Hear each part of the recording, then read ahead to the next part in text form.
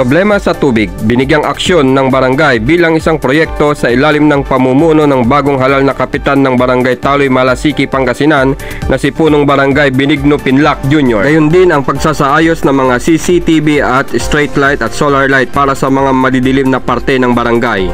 Kumusta po dito sa inyong barangay? Ano po yung mga pagbabago na nangyari dito po sa kasalukuyang administrasyon? Nagpatayo po sila ng mga dito sa yung mga gripo, tapos yung mga paglilinis sa mga kalsada.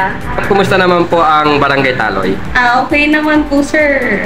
Marami pong project si Kapitan at marami din po siyang iniisip na gagawin pa dito sa aming barangay.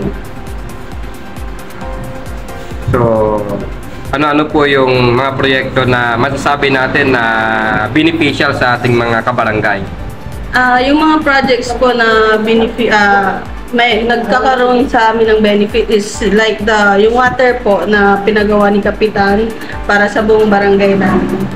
Na libre po at ang barangay po ang magbabayad na hindi po yung mga tao. Isa rin sa pinakaabangan ang request na covered court na inilapit sa opisina ni 3rd District Representative Rachel Baby Arenas. Santos, ngaron, nagsikayuran sa barangayan.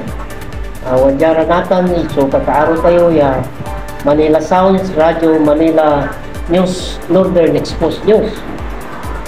So, kailangan mantutulungan tayo, ay project tayo barangay, so tuloy-tuloy. Kaya maasinso, so barangay tayo, tag-aray, kabarangayan tayo. Atong sirin, pero kung si kayo, irang kakaibat, aray kabalabag kung si Alice, so mantutulungan tayo tatay daruntan, maaligwas, tan masangting, so barangay tayo. Para sa Balitang Expose, RJ Komen nagbabalita para sa Northern Expose at Radyo Manila.